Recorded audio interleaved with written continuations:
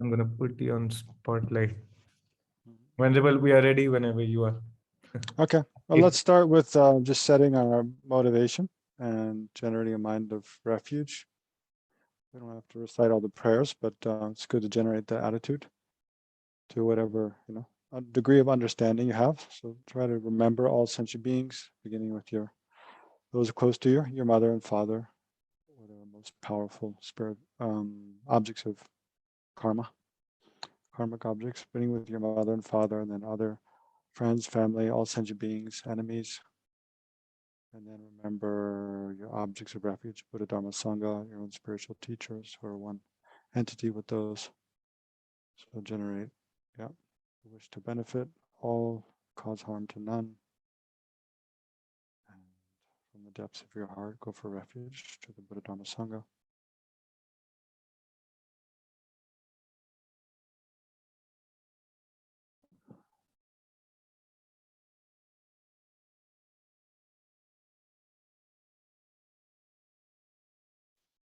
Okay, so yeah, again, welcome everyone. So yeah, when Amin announced last week, I hadn't looked at the schedule yet, that we're going to talk about Buddhism today. Yeah, I said that's a very vast topic, which it is. But afterwards I was thinking, sometimes it's good, especially for people who are Buddhist, like me, who's kind of in the Buddhist world all the time. It's good to kind of step back and look at the whole thing of Buddhism in the context of the whole rest of the world. Buddhism as one thing in the rest of the world, and kind of think about, well, what is it? Um, so while I was thinking about preparing for today's session, yeah, I wanted to first of all, well, talk about Buddhism in the context of the world a little bit, and then how His Holiness Dalai Lama usually contextualizes Buddhism and describes Buddhism as kind of consisting of three sort of bodies of knowledge. Um, and then, yeah, I don't know, it came to mind some of the challenges that I think Buddhism faces as a whole thing these days at this time. And then, yeah, whatever questions you have, we can discuss. Okay. So first of all, it's helpful to think, well, the starting point is kind of us, we're human beings. And Buddhism is this kind of, it's like a wisdom tradition. It's a body of knowledge that's been, uh, in the more ordinary way, it's kind of been cultivated for the last 2,500 years, since the time of Shakyamuni Buddha until now. So there's, I mean, like other wisdom traditions, religious ones like Christianity or Islam or Hinduism or Zoroastrianism. It's definitely, obviously, if it didn't have something worthwhile, something of benefit to people, it would have died out a long time ago, right? So there's something worthwhile because it's been passed down from person to person for over 2,500 years. Um, or, like science or medicine, um, qigong, other bodies of knowledge, cooking, you know, the wheel. It's there's definitely something beneficial about it, right? So, but it's but like His Holiness usually says, if you look at but in the Buddhist context also, I mean, the world has no beginning, right? The whole cosmos, the world history is much larger than what we ordinarily think. So ordinarily we think, oh, well, Shakyamuni Buddha arose, then he gave this kind of teachings about how to meditate on different things, how to generate different realizations, and that's existed till now. But in the Buddhist worldview, actually, Shakyamuni Buddha is only the fourth of 1,000 Buddhas who will come in this fortunate eon. And this is only one eon in the midst of countless other eons, and there's no beginning to time, and there's no, limit to the number of enlightened beings there are, and so forth. So the view is much more vast. Even in the Pali tradition, the Buddha is the fourth of countless eons. I've been to Sri Lanka and been to a monastery in Colombo where they have like hairs of the previous, the third Buddha to come, Kashyapa Buddha maybe, and they talk about Maitreya Buddha will also be the next Buddha to come once the lifespan of human beings due to afflictions and immoral actions, the lifespan of human beings will become less and less and less until it's only 10 years. People only are like, 16 inches high.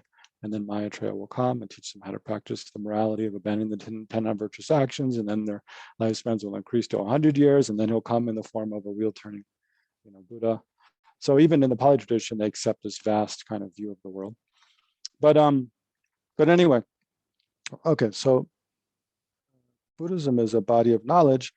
But if you look at the kind of challenges that human beings face, you can sort of divide into two: physical challenges and mental challenges, right? So physical challenges include things like, finding enough food to eat, water to drink, shelter, being protected from, harm by predators, or, hot, the weather, the elements, hot, being too hot, too cold, and just, physical survival and physical flourishing, the ability to multiply, have good health, and so forth, and procreate.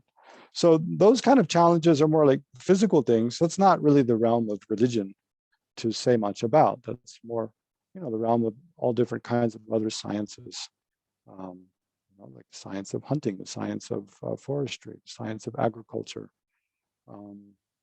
and so forth. Science of meteorology, and science of, I don't know, making clothes and houses and medicine, all those things.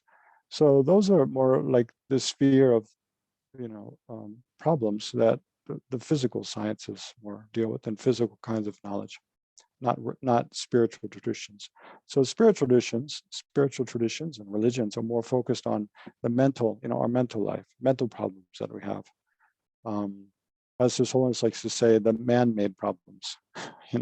There's a certain set of problems that come from the side of nature, like not having enough food, having earthquakes, it being too cold, too hot, and so forth. But then there's a lot of problems that come from the side of our minds. We create, getting in arguments with people, being angry, and then greed or jealousy leading to, violent conflict, leading to us to, lie and steal, and that creating disharmony in society, destroying trust among people. And then, feeling lonely, feeling sad, feeling confused and lost. So all the kind of mental turmoil, mental problems that we have, which is sort of like, in a way, man-made problems that come about due to thinking in ways that are bring disturbance to our minds, that disturb the natural peace of our minds. So that's the kind of set of problems that the spiritual traditions, religious traditions try to address, but also in modern science, like psychology,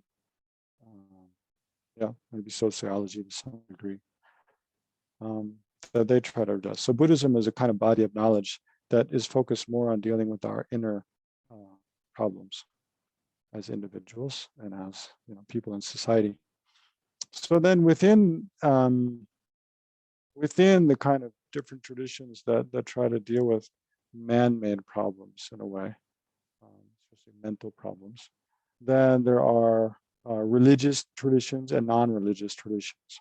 So what's the difference? One way is to say that generally religious traditions, they aim to lead a person to a state of well-being that transcends just this life, right? So generally religious traditions are not aiming to just bring about well-being and happiness of people in this life, but also there's a belief in some kind of existence after death, and contributing towards work, bringing about a person's well-being, a state of well-being that transcends death, right? Whereas non-religious traditions generally are looking at just this life, and from the time you die to the time you're born. From the time you're born. I should probably slow down a little bit. I'm speaking very fast. From the time you're born to the time you die, how to be a happy person, how to have good relationships in your family, in your society. So, yeah, there's a lot of, that's not so much a religious sort of thing. So Buddhism is very much a religion in the sense that it is sort of body of knowledge which has, and practices, which has as an aim bringing about a state of well-being that transcends just this life. And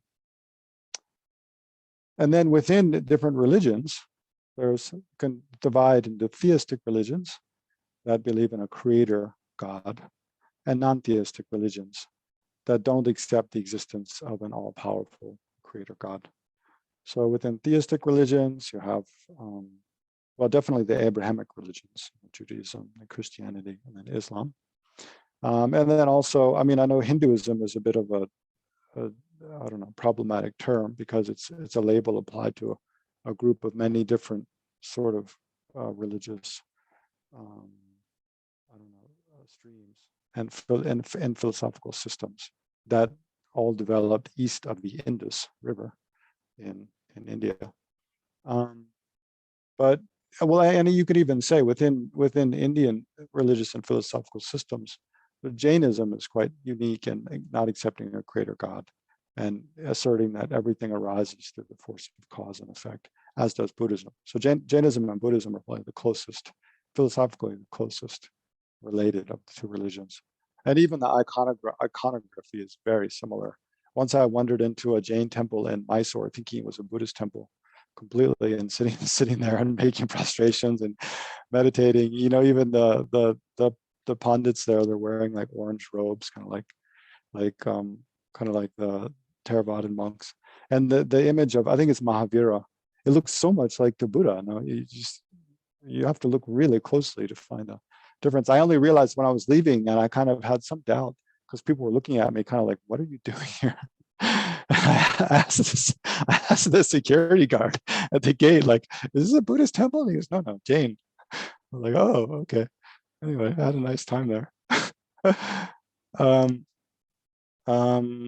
Yeah, so there's the theistic religions which believe, they do believe in some degree of cause and effect also, but they have this difference that there is kind of the most powerful, most important force in the world is, described in many different ways, but this all-powerful kind of being, like a person, a God who kind of controls things, which themselves, him or herself, is not really subject to being, is not really, we'd say other power is a technical term, is not really subject to control or subject to the whim of other forces. They're an omnipotent kind of independent force.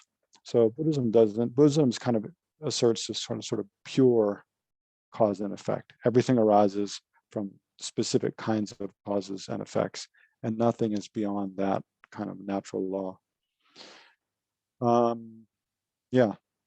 So therefore, I mean, and that's related to why Buddhism asserts the view of there's no self, right? Meaning there's no inherently existent or independently existent self, which moves from life to life, but rather the person that exists is a continually, everything about the person's body, the person's mind is a continually changing, transforming stream of events which are connected by the similarity of later moments to the former moments in many different ways. So there's a similarity of the person. We can see as a person, we look for anything.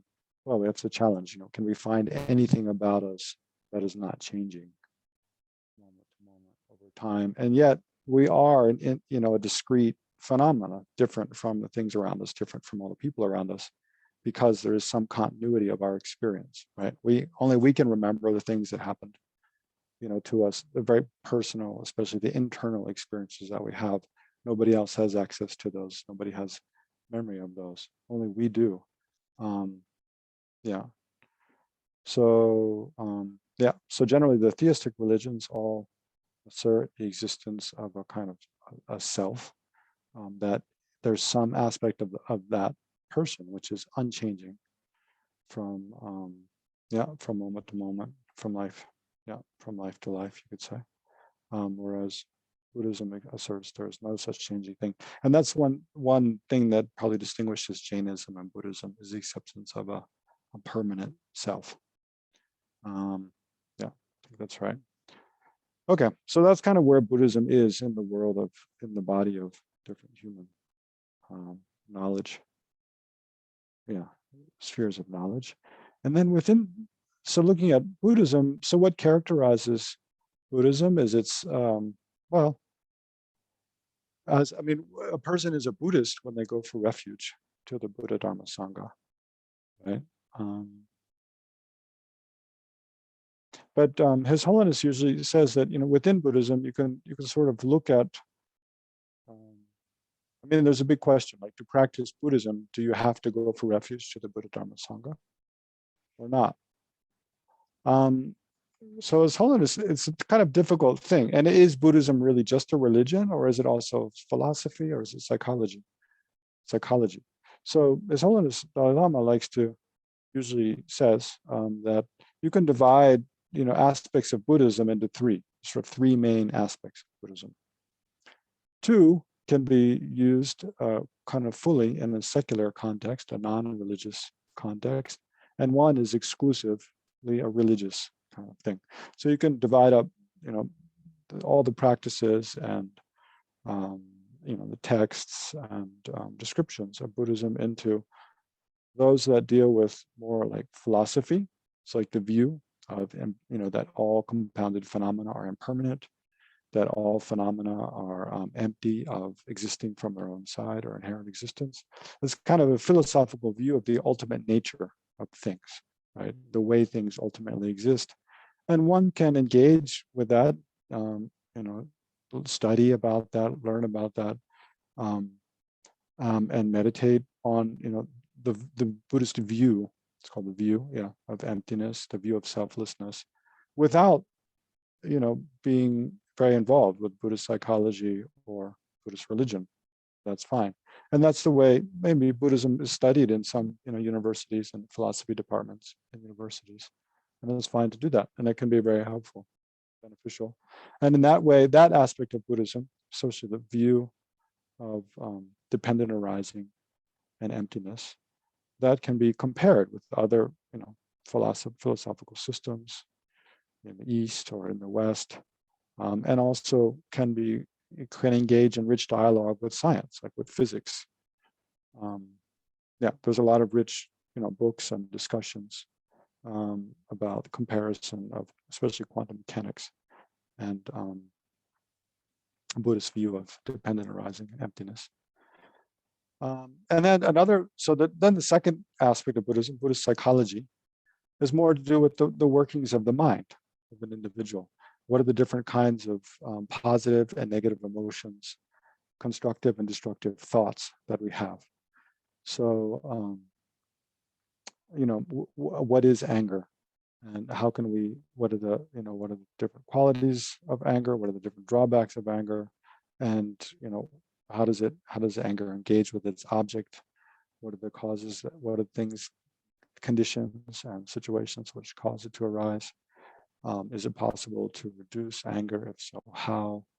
And then, the opposite of anger is, because anger is a mind intending to harm another, focusing exclusively on the deficits or the negative aspects of its object, and wishing to, destroy or at least be separated from, and then can lead into vengeance and spite, belligerence, and so forth. But it's when the attitude arises, the mind disturbs the peace of the mind. Right? We can look at our own instances of being angry, and see how it disturbs the mind. So then, opposite of that is a mind wishing to benefit an object, a mind which observes an object, usually another person or oneself, and sees positive aspects, and has a liking and wishes to benefit the person. So love, in short, or patience also. Patience is not so directly opposed, but love is direct opposite. So then how to cultivate that, right? How to cultivate positive attitudes. So this is just an example. I mean, anger is an example of a disturbing emotion, which goes together with a lot of negative thoughts, whereas love is an example of a positive emotion, and which goes together with supports many different kinds of positive or constructive ways of thinking. So Buddhist psychology deals with that, the subtle workings of the mind, and also things like how to generate very refined attention, like single-pointed concentration. So there's one big difference. If you look at Buddhism as a philosophical tradition, one big difference between Buddhism and Western philosophy is that in Western philosophy, there's a lot of discussion of the same kind of questions that Buddhism discusses, but there's no practice of single-pointed concentration. There's no practice of meditation, at least not a well-defined practice or well-taught practice.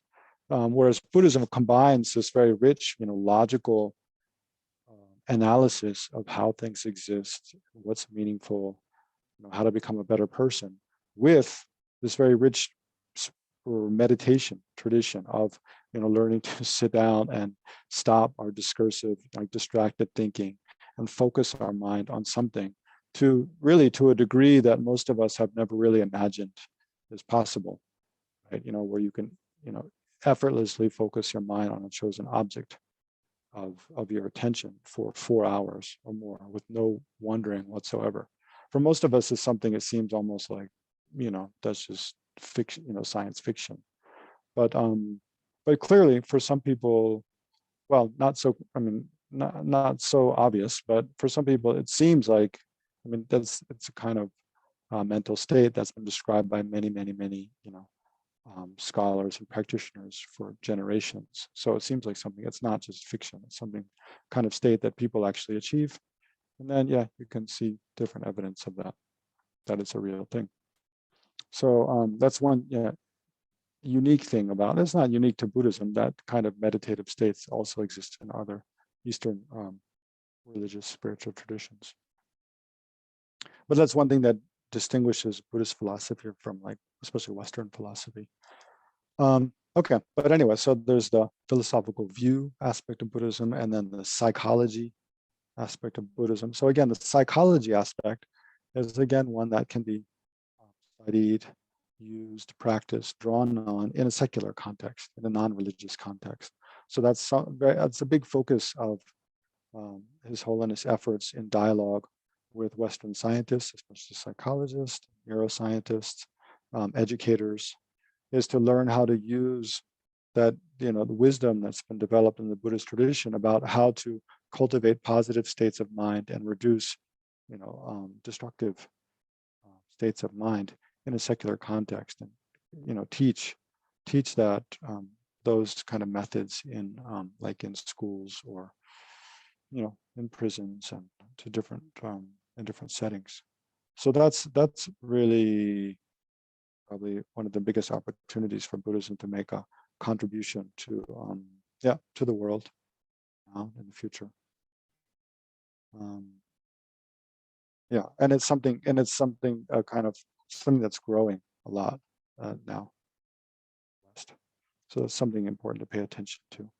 Okay, and then the third aspect of Buddhism is the religious aspect. So that's more to do with, like, iconography, different rituals, prayers, and then kind of beliefs that, like, beliefs in past and future.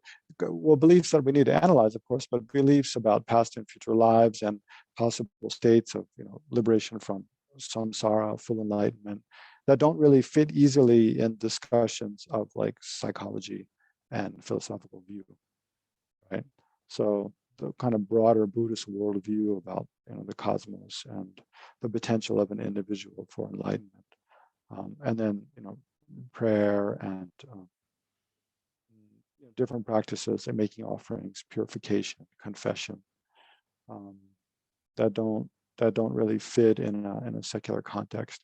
And those are not trivial things by any means. Like, those practices, to really have a rich, a deep, a powerful, and a well-rounded, like, Buddhist practice, those things are essential. Like, you need all of those other practices.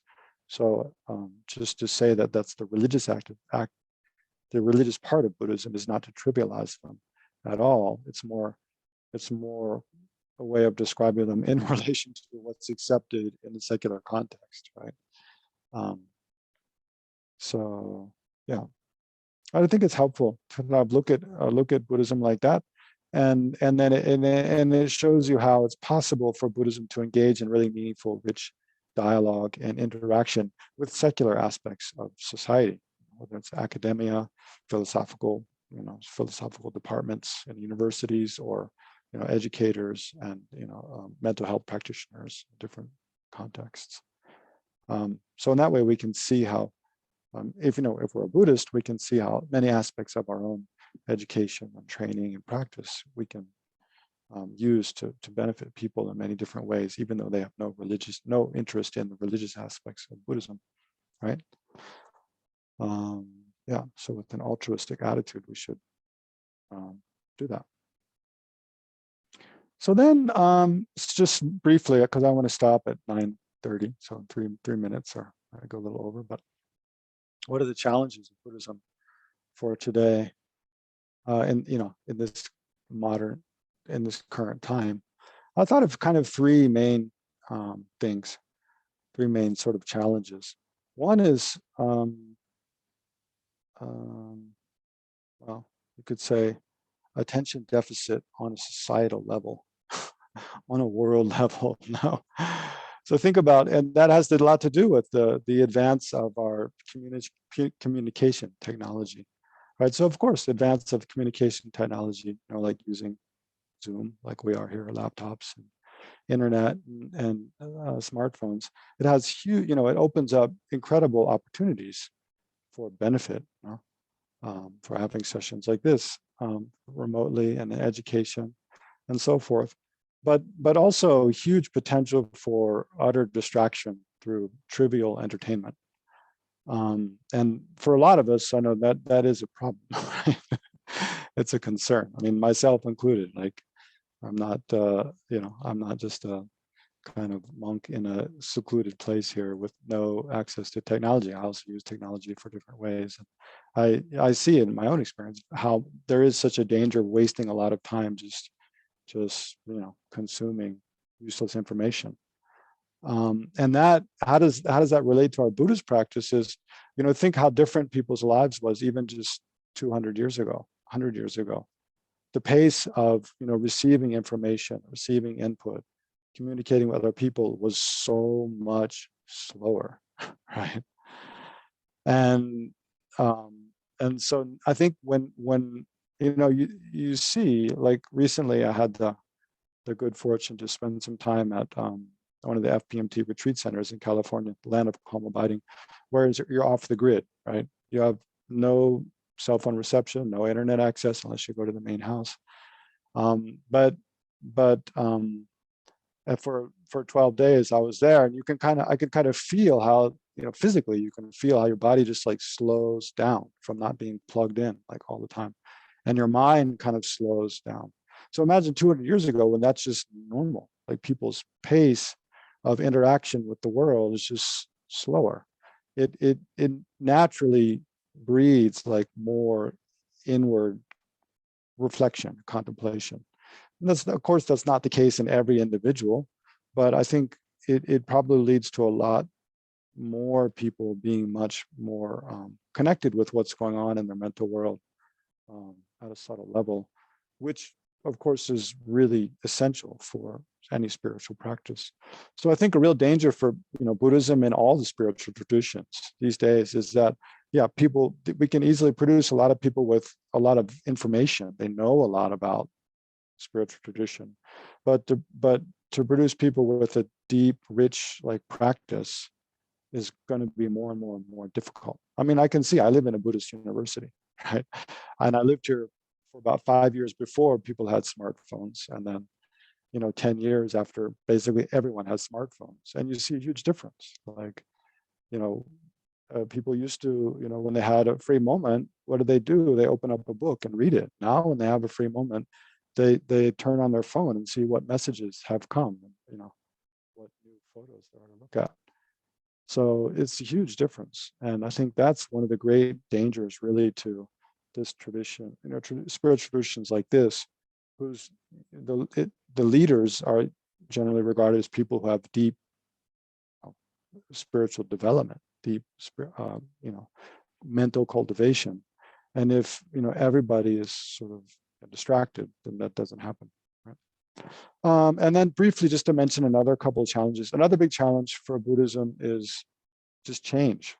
It's an old heavily institutionalized tradition, right? And I didn't mention here so much, and we're running out of time, but Buddhism, of course, is very diverse. There's Buddhism as exists in Theravada Buddhism, as it exists in first Sri Lanka, then later Burma, Thailand, versus Buddhism as it exists in the Far East, in like China, Korea, Japan, and then Buddhism as it exists in like Tibet, Mongolia. They're all very different forms of different forms of Buddhism, but they all hold basic similar beliefs: the Four Noble Truths, Three Jewels of Refuge, 12 Links of Dependent Arising, the three realms of samsara versus nirvana, full enlightenment versus, so there's many, they have broad, and they all arose with the Buddha, Shakyamuni Buddha, historical Buddha. But they're different. So I'm kind of digressing, but each of them, you look at any of those, like sort of Chinese Buddhism, you can say, or Theravada Buddhism or Tibetan Buddhism, they're all big institutions that are very patriarchal, right? And the world is becoming much less patriarchal. So that's the challenge, right, for those traditions. If they can't adapt, then they're going to become irrelevant and not trusted and not looked upon. Well, in this, also similarly, like I was just reading, I was reading the I Ching today a little bit. I haven't read it in a long time, but trying to check something. But like it said something that it struck me very much, that when it's basically said when there's a lot of rules, and it's a Buddhist I Ching. It's a Buddhist kind of version by a past Chinese kind of, saint. He wrote this, or author. But it says when there's, and in a Buddhist context, he's saying when there's too many rules, real practice declines, which is kind of true. When the institutions become kind of old and they're more worried about preserving their own traditions than about like doing the, what was the original intent of that, body, that wisdom tradition, then, it declines. So I think Buddhism faces a bit of that now. So on the one hand, there's this, one challenge of, I think, Buddhism in general is clinging too much to the more trivial aspects that have been inherited from the past, and that becoming an obstacle to adopting to the needs of people now. But the other challenge is like the consumerization of Buddhism, especially as it goes to the West. Like you see so many people trying to people have to make a living, and they love to do meditation and Buddhist related stuff, which is great, but then try to monetize different aspects of a spiritual tradition is a real danger, right? And to do that, to monetize something, you want to sell your product to the greatest number of consumers. So you have to water it down a lot and make it, present it in ways that just appeal to people that they want it. And that's not necessarily, of course that can be helpful for people in many different contexts. And I don't want to kind of poo-poo making, like meditation apps, for instance, or teaching meditation in corporate settings and stuff. That's all. There's a lot of benefit to that. There's no question. But there's a danger that that the whole tradition kind of becomes watered down, and I don't know. There's a lot more to say about that, but I've already gone over the time I wanted to take up. So that's a kind of different, on the one hand, there's this watering down danger. On the other hand, there's this rigidity danger, right? So there needs to be a kind of middle way between the two, where Buddhism adapts, but it remains the richness, of its origins. And then we have to be careful about distraction from technology. So, Okay. Anyway, I'll conclude there, and then I look forward to seeing what sort of questions you all have, comments. Wonderful. Thank you so much, Venerable. It was actually just 30 minutes of power packed on Buddhism. Just beautiful. Thank you so much. Yeah, thanks for the topic. Thank you for accepting it. So everyone, I will actually upload the recording for this because I'm going to hear it like so many times, and I'm going to make all my friends hear this as well, because I'm surrounded by Hindu students who are following Hindu philosophy. And whenever they asked me like, what is Buddhism? And I'm never able to answer. Now I have a fantastic video. You'll get a recording as well in your WhatsApp groups. I hope you check it out. But as again, the floor is open for questions. You can ask it again by unmuting your mic, or you can send it via chat and I can read those questions for you. Go ahead. Atul? Yeah, so if I can go ahead. Yes, please go ahead. Yeah, so thank you, Venerable, for that 30 minutes of insight on various topics. Personally, I started following Buddhism earlier in the year, and one of the principles I have struggled with is what you referred to as emptiness. And specifically, also, if I go back to your talk the previous week, and you spoke about mind and emptiness of mind itself. So, could you, and I know the time may be short, but could you perhaps give a perspective on that principle and the emptiness of mind itself? Sure. I mean, maybe what might be most helpful for you is just to give you a little experiment to try, for you to try.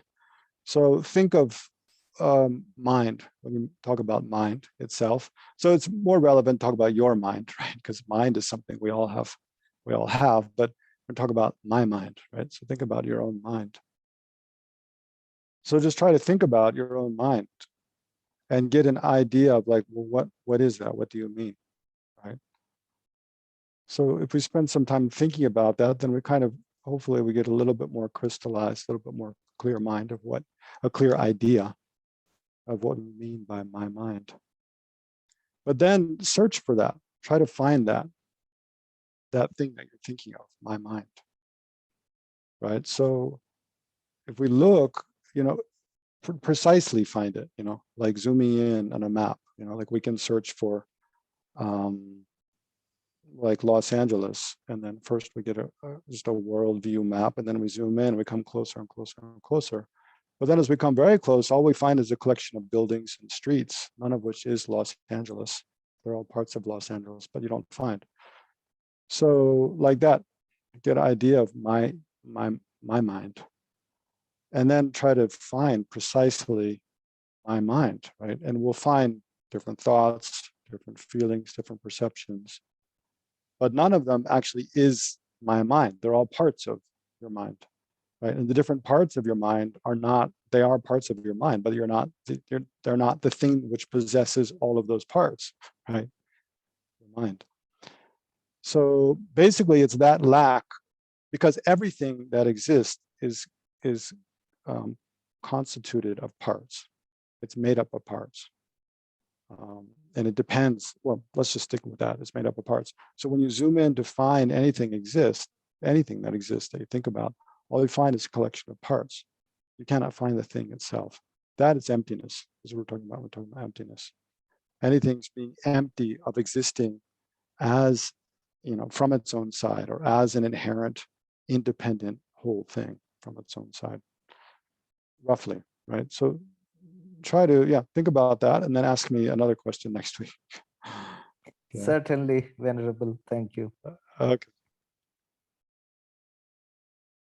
Next. Good evening, Venerable Legtsok. Namaste. How Good are evening. you? Good evening, Madhav. Good to see you. Very I just well. want to thank you for helping me on my path. That's all I had to really say to you, because Okay, that's very the kind. profound teachings that you've given me in the past has really helped me on my path. That's all I wanted to say and share. Okay. Thank you Are you so in much. Florida? Yeah, I'm coming back in February. So Oh, great. Okay. hopefully I'll see you. I hope Omnicron doesn't get in your way. I'll be good. Okay. Thank you. Okay. Other questions? Aman, you said you had some questions. Yes, could I? But there's Please. somebody who wants to ask. Aman Advaita, do you want to go first? Hello, Venerable. Thank you so much for the introduction. My question is related to the tantric aspect. I've been practicing Buddhism for a while, and I've been feeling this. I mean, there is an urge to at least begin to study and understand what it's about. And I've also seen that there are some similarities between Hindu tantric systems, like there's one called Sri Vidya, and Buddhist tantric systems. So I'd like, I don't know, some clarity, and if like what would be the difference between the two? Gosh. Okay, the difference. Well, that's easier than the similarities because I haven't studied the Hindu tantric systems, right? So I really don't know anything about them. My sister and my brother-in-law got married in a Hindu ritual. That's probably the extent of my knowledge, and it looked very similar to like a fire puja in Buddhism. So yeah, there's a lot of, you know, in the iconography and symbolism, like the lotus as a symbol, very similar. The elephant, the lion, peacock. But the difference is the main one is the view, right? So the Buddhism, the essential view is anatma, no self. That nothing has an enduring, like permanent, partless, causeless self. That doesn't exist. Whereas in the Hindu traditions, generally there is a kind of atma, an assertion of an atma, whether that's an individual self or a universal self. I think there is a generally, I mean, I know there's many different philosophical systems within Hinduism. It's not simple. And I don't know them very well, but generally, yeah, there's a assertion of a kind of some aspect of a self that's not changing, right? I believe. So and then another is perhaps maybe that distinguishes Buddhism is, especially Buddhist Tantra, it's based on the attitude of bodhicitta, right? The aspiration to become fully enlightened in order to work for the welfare of all sentient beings. So of course, in Hinduism, there's also compassion, a practice of karuna.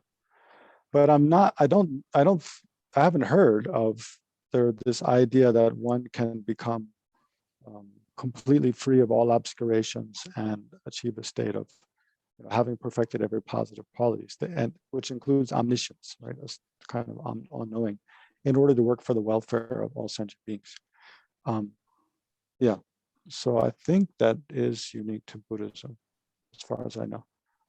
Yeah, I just thought it'd be really helpful to help myself understand the difference, because then there are so many people who are like the youth.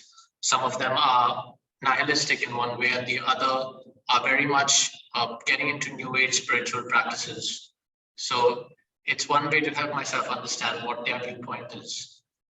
Sure. Yeah, and I had one more question, which is Venerable Kunfen mentioned that you were doing the Exploring Buddhism course, and you designed it, and Partly, I was wondering if you'd be bringing that to Bangalore or to India, or Good question. I don't know. There's no plan to now. Yeah, I helped. Venerable Joan was the kind of education program coordinator for FPMT. So she helped me to kind of start with it. And then basically Geshe Namdak, who's in London, and we sort of made the outlines for most of the modules. But I haven't taught any of the modules yet. Now Geshe Namdak is just starting, and another gentleman, Don Hendricks, has been teaching probably more than anyone so far for centers in the United States, but online. So you can probably check that out online if you like. But am I going to be bringing to Bangalore? I don't know. Yeah. Yeah, maybe. It would be wonderful, because then it would give a lot of us the opportunity to kind of participate at a very local level. Sure. Yeah, I mean, right now I can't even, well, it's just the possibility of just being able to travel to Bangalore again and have sessions in person is just kind of opening up now. We haven't had any since the pandemic began. But maybe, yeah, it's definitely possible. So keep asking, Hassel, Aman, and the other people at CKSL about it and to keep requesting. And yeah, it definitely could happen. Yeah. Thank you. Okay, Aman, your question? Yes, Venerable, so there's a question in the chat as well, which was privately asked. So I'll ask that as well, because I have many and I don't know which one to pick. So Mary Ellen is asking that one of my teachers mentioned a concern that Zoom is has enormous benefit, but also has the potential to harm our refuge. Can you comment on that? I don't know, Marianne, can you fill it in? How could, I don't know, how would Zoom have the potential to harm our refuge? He was saying that the way we consume things, you know, like when we consume the useless information on our cell phones or whatever, can bleed over into the way we consume the Dharma, and that would eventually harm our refuge. And so I was wondering. Yeah, I can kind of imagine, you know, there's the same thing, you know, when I first came to the monastery, like sort of the leading edge of technology was audio cassettes. So when we would go to classes with teachers, there, you know, the teachers, my main teacher is very popular. So along the edges of his table, there'd be all these Walkmans, you know, each with a cassette recording the bedis, the class, so we can go listen to it later on. And yeah, even some teachers wouldn't allow that, because they'd say that if you're making a recording during the teaching, you're not going to listen carefully, because you're thinking, oh, I can listen to it again when I go home, so I don't have to pay so much attention now. So it kind of weakens the students' engagement. And there is some truth to that. Now you can see when you're recording a class, I mean, I know I've had the thought, recording a class and thinking, oh, you know, I don't really have to remember so well what he said now, because I can listen to it later when I go back to my room. But inevitably, when you go back to your room, at least, you know, more than half the time, you don't listen to it again, right? So you've lost that. Whereas, and many of my classmates, they would, for that reason, they would never make recordings.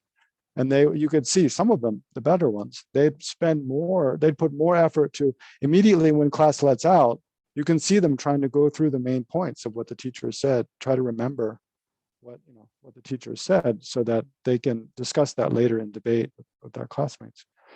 So this I think it's a sort of similar sort of reasoning with using Zoom. You know, you can see when you know that, you know, you can tune in to your teacher's teaching online kind of anytime you want, and you tune in. There's not the same rituals that you go through of, you know, when the teacher comes in standing up, when they sit down making prostrations, you know, wearing appropriate attire, sitting in a kind of attentive way, because you're just at home and you can turn your screen, you can turn your video off, and you can do whatever you want. And so it can lead into sort of habits of disrespect, you know, and physical habits lead into mental habits of not really taking things for granted. So I think there is some truth to it. Yeah, I think it would be along those lines.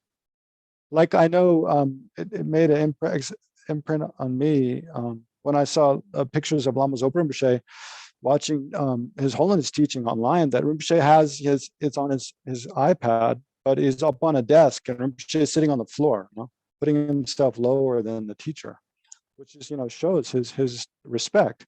Whereas I know when I'm sitting on my bed, it's just my laptop's just in the same place as the books on my desk. And so actually, you know, my head's up a little higher than His Holiness. I'm kind of looking down at the screen. And you can see in the Zoom room, when His Holiness is teaching online, sometimes people have the camera like way like down on their coffee table and shining up. So when His Holiness sees them on the screen, he's looking up at them, you know, they're looking down, which you would never have that situation, you know.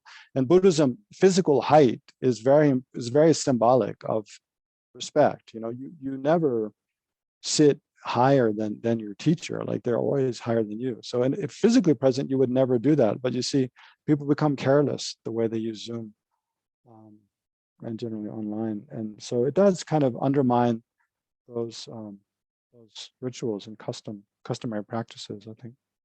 Yeah. Thank you. There was another question in the chat here just about the I Ching. Who's the author? Is it Chi Shu O Hui? I have no idea the author of the I Ching. And the I Ching is not really, oh, the Buddhist I Ching. Sorry, the Buddhist I Ching. Who's the author of that? I think it is. I don't have the book here and I don't remember. I think it is that name, Chi Shu O Hui.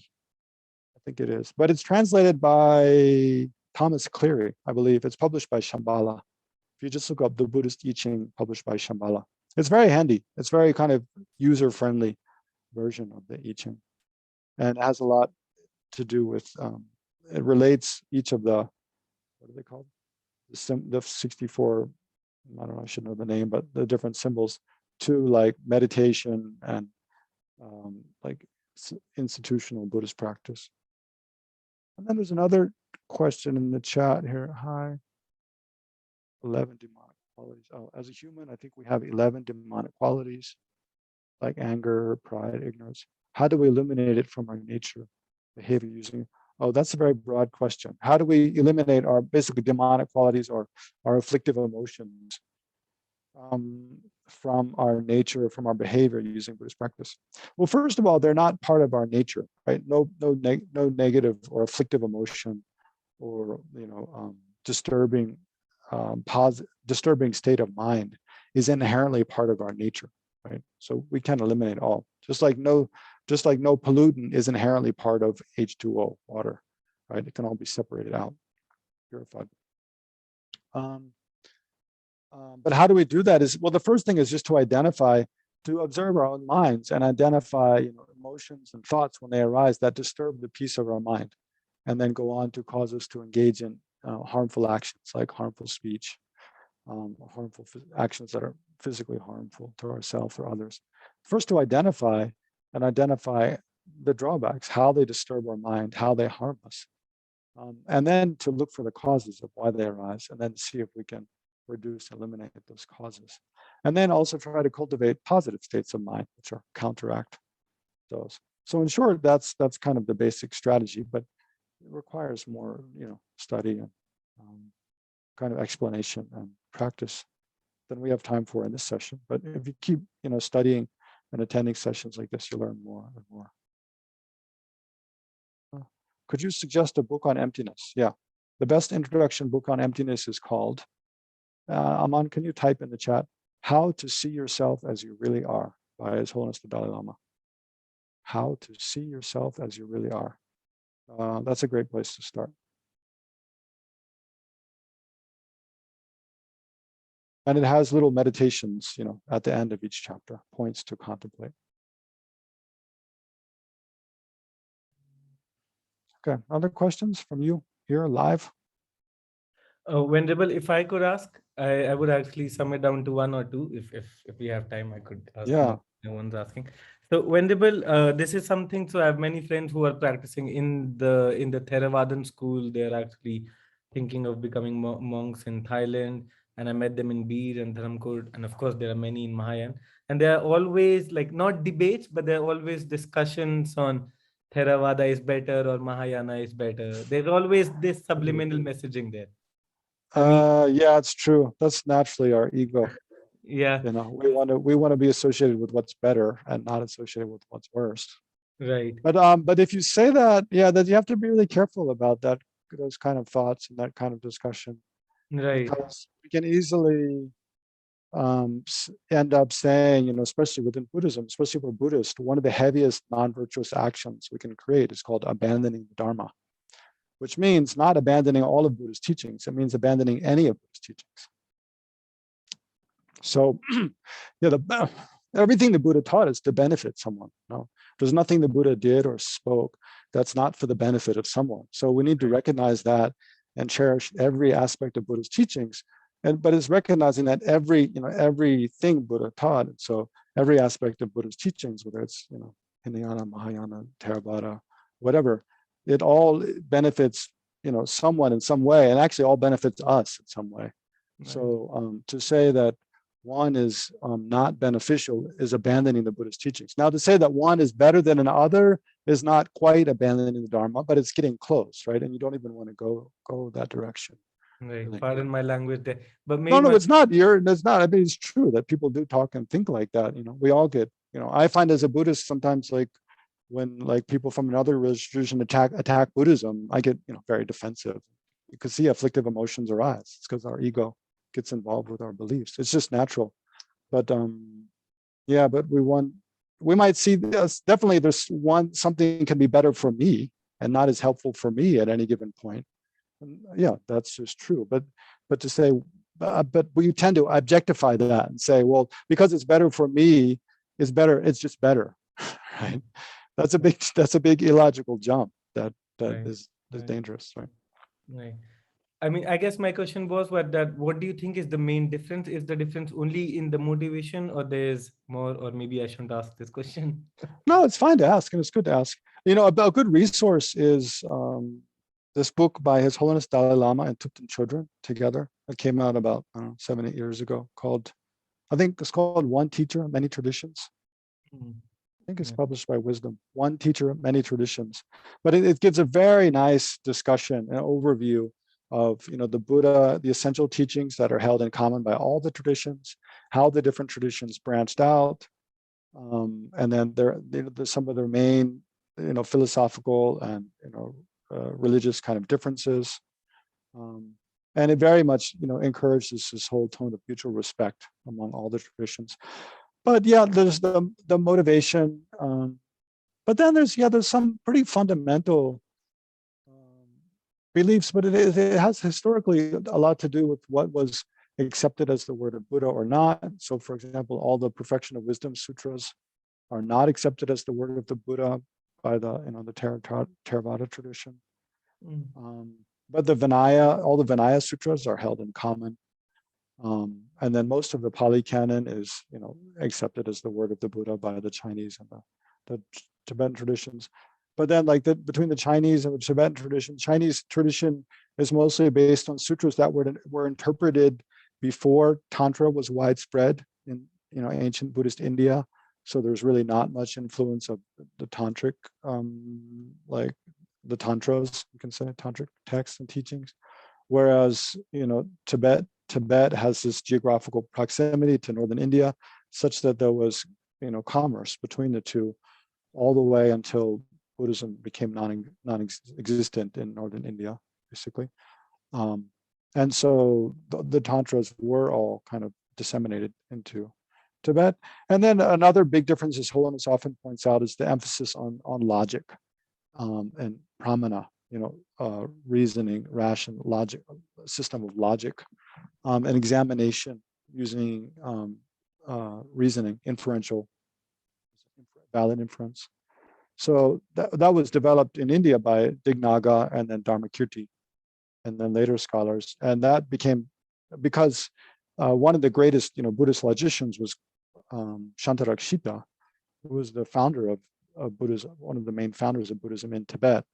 So from the very beginning of Tibetan Buddhism, there was a big emphasis on just using logic and reasoning to establish things, rather than just accepting something as true because it was taught by the Buddha in a sutra, in different sutras, which is more the case in the sort of Theravada tradition. Yeah, but there's other differences, but those are some of the main ones, besides the motivation, which I didn't really speak about. Okay, it's 10 o'clock. Yeah. So we should stop here.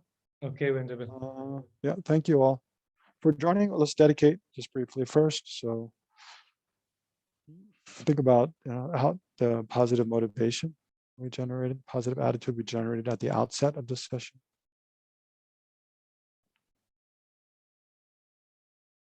And then try to remember some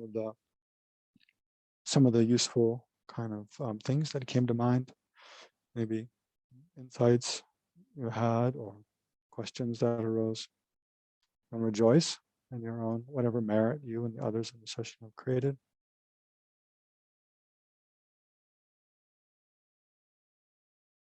And we can rejoice in all the positive things done by countless other sentient beings, human and non-human, and also teachers and all enlightened beings, all holy beings everywhere. We can rejoice. So then think, by the force of all this merit gathered together, may we and all sentient beings be free from every form of suffering and of every form of well-being and happiness up to full enlightenment. Especially may all benevolent spiritual traditions flourish in the world now and far into the future, not decline.